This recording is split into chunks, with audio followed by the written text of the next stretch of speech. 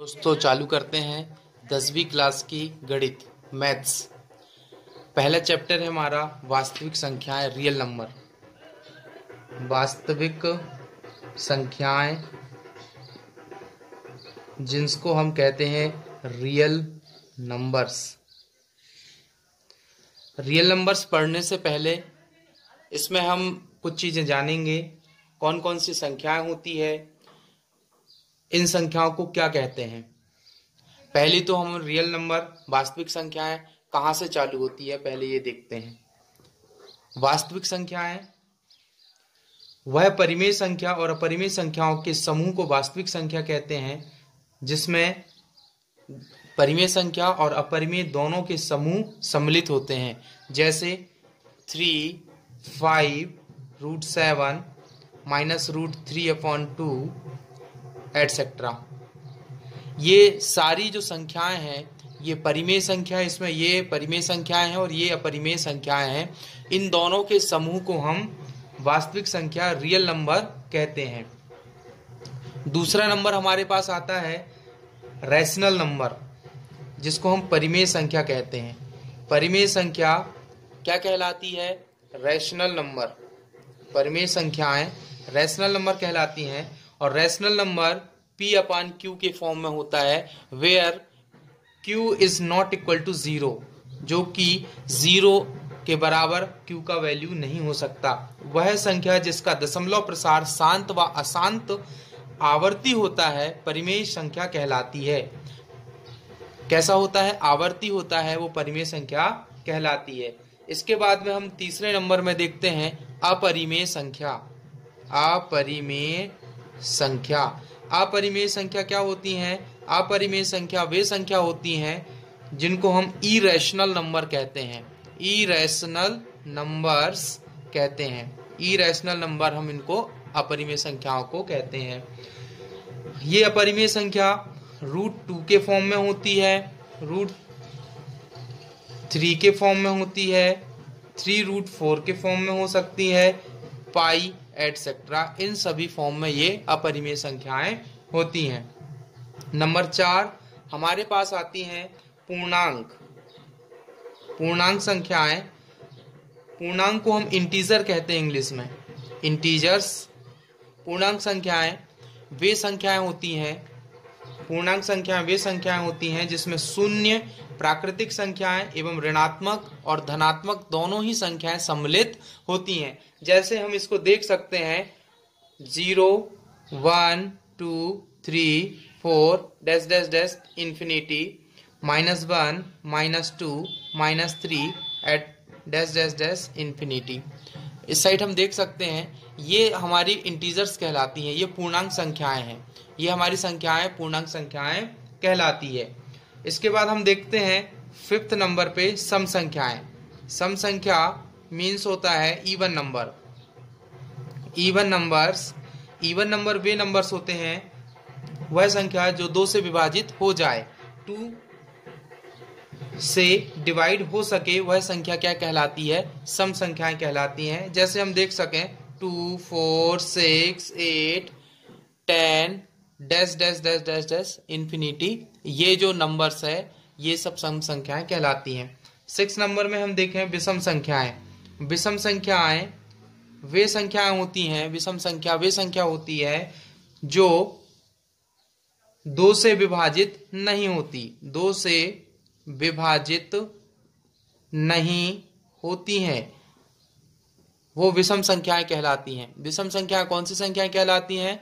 जो 2 से विभाजित नहीं होती है, जैसे 1, 3, 5, 7, 9 डैश इंफिनिटी।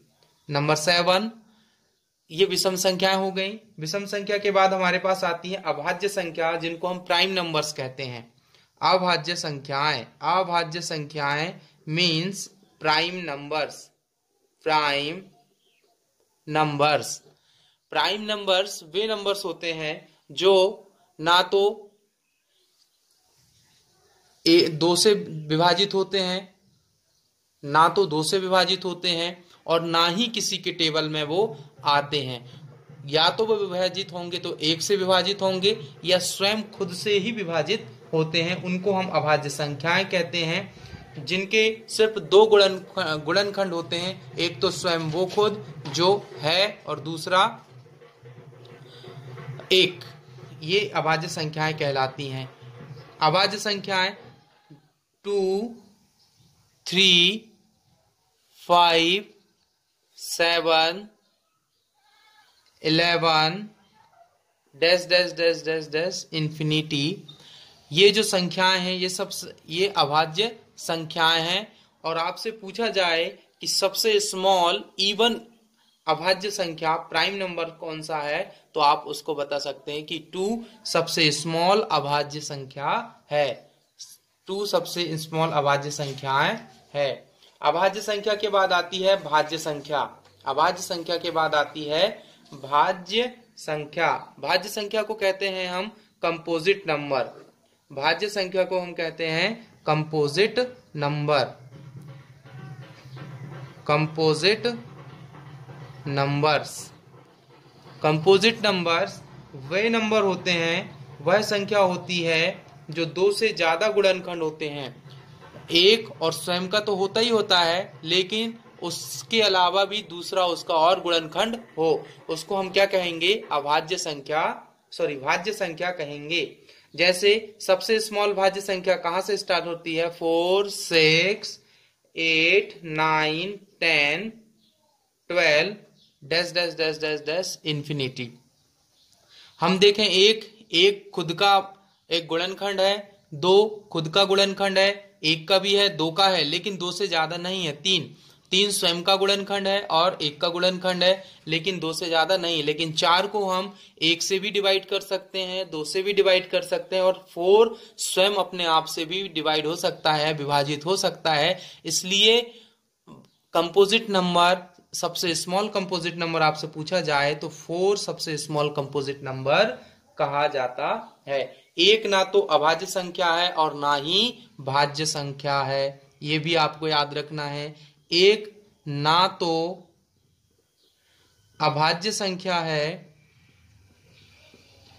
और ना ही भाज्य संख्या है।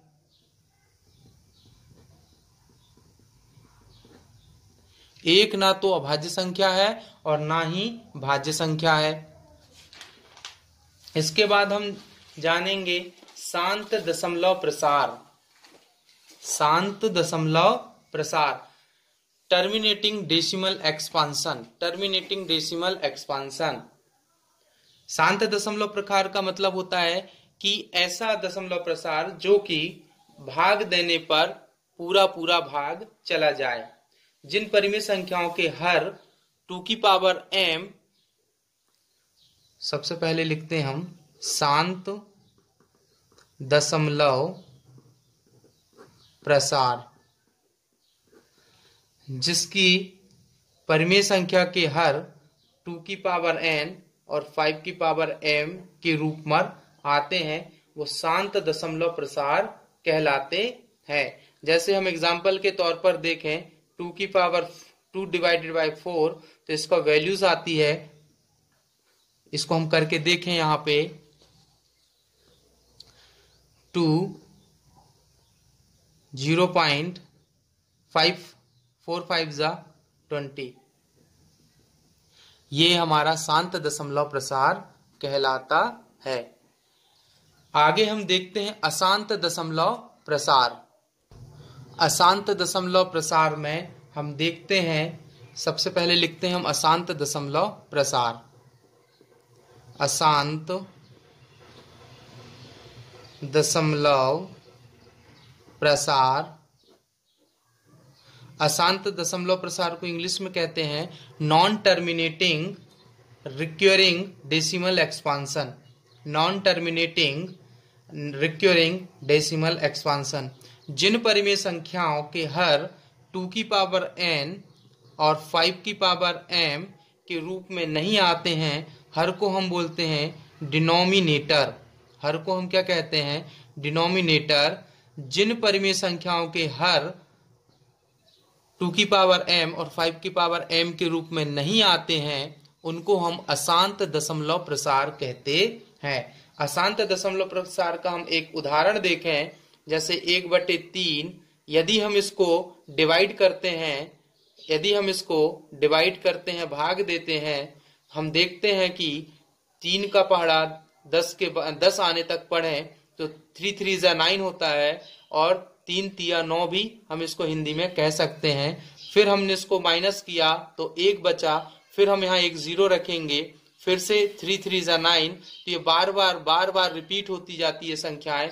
यह कहलाती है नॉन टर्मिनेटिंग दशमलव प्रसार, जो कि 2 की पावर n और 5 की पावर m के रूप पर नहीं आता है।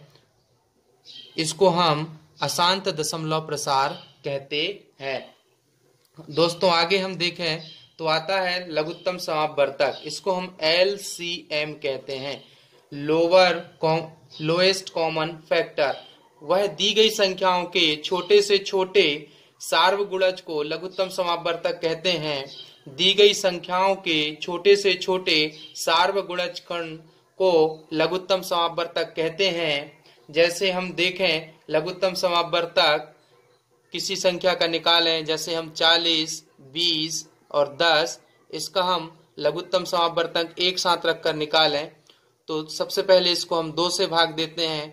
2 2 जा 4, 2 1 जा 2 और 2 5 जा 10, फिर 2 10 जा 20 और 2 5 जा 10 और 5 1 जा 5। फिर देखें 2 5 जा 10, 2 5 जा 10 और 5 को 5 जैसे लिखेंगे क्योंकि ये 2 के टेबल में नहीं आते हैं। 5 1 जा 5, 5 1 जा 5, 5 1 जा 5। इन सभी का हम मल्टीप्लाई कर लें 2 इंटू 2 इंटू 2 इंटू 5, 2 2 जा 4, 4 2 जा 8 और 8 5 जा कितना होता है 40। यह इसका एलसीएम है, लघुत्तम समापवर्तक है। 20, 40, 20 और 10 का लघुत्तम समापवर्तक क्या है? वह है छोटी से छोटी संख्या जो 40 से भी डिवाइड हो सकती है और 20 से भी डिवाइड हो सकती है और 10 से भी डिवाइड हो सकती है। उस संख्या को हम कहते हैं, छोटे से छोटे सार्वगुणज खंड को हम लघुत्तम समापवर्तक कहते हैं। दोस्तों हम इसमें आगे देखेंगे महत्तम समापवर्तक। महत्तम समापवर्तक, महत्तम समापवर्तक HCF बोलते हैं। इसको हम हाईएस्ट कॉमन फैक्टर बोलते हैं। हाईएस्ट कॉमन फैक्टर दी गई संख्याओं के बड़े से बड़े सार्वगुणज खंड को महत्तम समापवर्तक कहते हैं। जैसे मेरे पास कोई संख्या है 90, इसका मैं निकालूं और मेरे पास है 45। अब मैं इस संख्या को डिवाइड करता हूं। सबसे पहले इसको 2 से भाग देते हैं। 2 45 जा कितना होता है 90। फिर 3 से करेंगे, 3 1 जा 3, 3 5 जा 15, फिर 3 5 जा 15, फिर 5 1 जा 5। फिर हम यहाँ पे देखें 3 5 जा 15, 3 5 जा 15 और 5 1 जा 5। तो यहाँ पे हाईएस्ट कॉमन फैक्टर क्या आएगा? कॉमन मतलब इसमें और इसमें दोनों में कॉमन संख्याएं कौन कौन सी है? पहला हम देखें तो ये 3 और ये वाला 3 यहाँ पे कॉमन है, इसको हम लिख लेंगे।